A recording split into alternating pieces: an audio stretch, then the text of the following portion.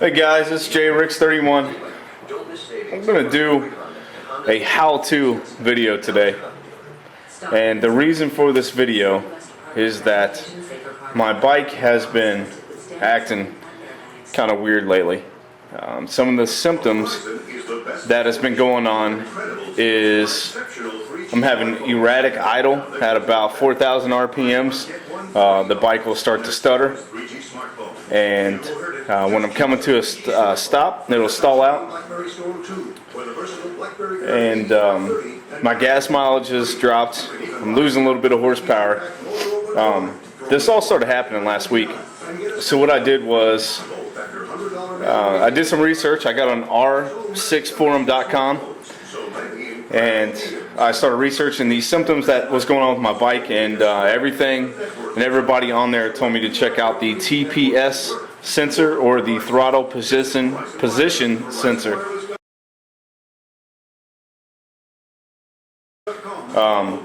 That they are common to go bad on 2003 R6s, and you don't have to necessarily replace them. You can take them off, spray them with electric cleaner, clean them up real good and put them back on, and usually they'll work fine. So that's what I'm going to do today. I'm going to take it off and check it out. So the location of this sensor is right behind this little plastic fairing. Okay, what you do is you take out these two bolts right here, this one and this one. Alright, you want to loosen up your top fairing to be able to move this out of the way. It gives you some play. So you just go ahead and slide that out. Now you're going to see two connectors here. You're going to see the blue one and white one. Okay, you can go ahead and disconnect these connectors because it makes it easier to get to the sensor. I'm going to show you where that sensor's at real quick and get something to point with. Okay, the sensor, get the flashlight, is this right here. You guys can see that? Yeah, right where my screwdriver is pointing. And it's got two security bolts on here. Okay, so to take them off, you're going to need a T25 Torx bit. Security Torx bit. Make sure you get security Torx bit. If you go to Sears or your local hardware or Home Depot, you want to make sure you get it, because there's a difference between a Torx bit and a security Torx bit. The difference is, I'll show you. Give me 1 second.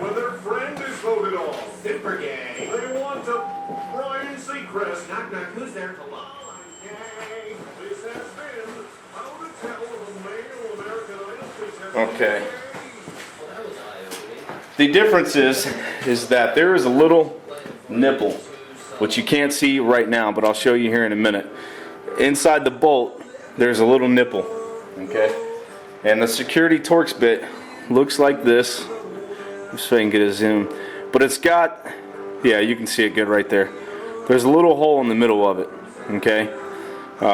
That's so that nipple can fit in there. So you want to make sure you get the right bit. That's a T25 bit. I'll post everything up on here so you guys know exactly what tools to use. You're also going to need a flathead screwdriver, and you're going to need the hex wrench that you take your fairings off with.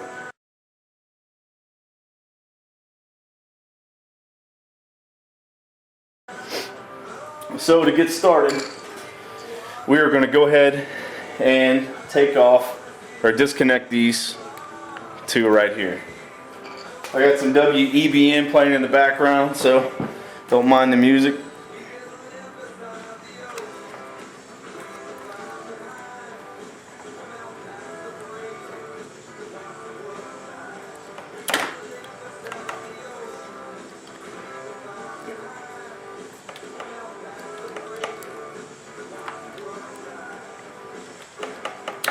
There we go. Okay, so now we got them out of the way. Now I'm going to use my GoPro also to kind of get a closer view.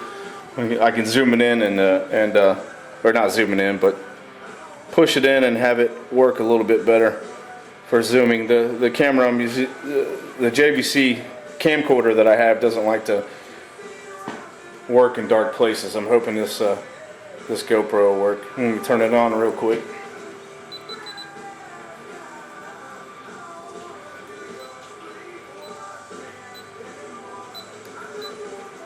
The bike, man, I'm telling you, it was acting crazy, and it's a little freaky when you're in traffic and your bike's just dying on you. You know, I'd have to work the throttle, and I had a limp at home the other night. We were out riding, and at very low RPMs, it would shoot a flame out the ass end.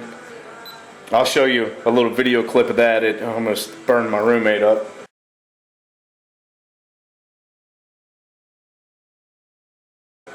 Nice little 3 or 4 foot flame shooting out the back end. Okay, so I got the GoPro, and I'm going to show you exactly what I'm talking about here. Yeah, I got the GoPro, and I'm going to show you exactly what I'm talking about here.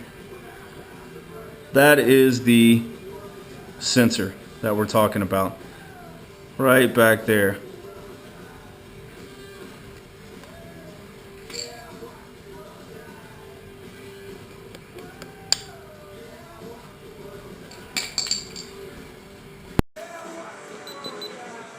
Okay, so we're going to take our T25 Torx bit, and we're going to go ahead and loosen those bolts up.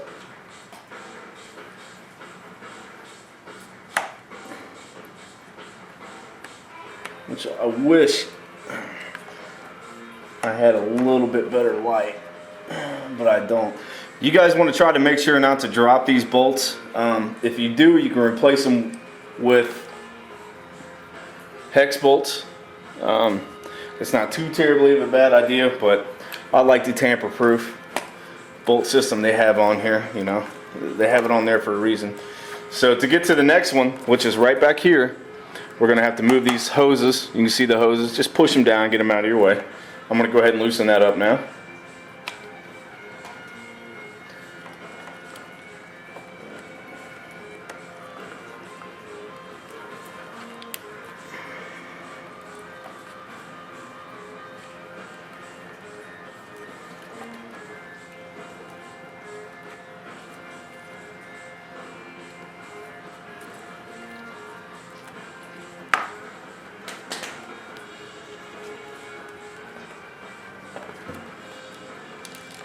There we go. Okay, so we got that out of the way. Now this is my first time ever doing this. So while you guys are learning maybe how to correct this problem, I'm also learning how to take it apart and figure it out myself. Now, there are some settings that I'm going to put. I actually should have talked about them at the beginning of the video to tell if you're. It's a diagnostics you can run on your R6. On your R6, it's an onboard diagnostics, and I'll put in writing how to do that. Put the directions there so you guys can see how to do that and check it to see if the sensor is going out on you.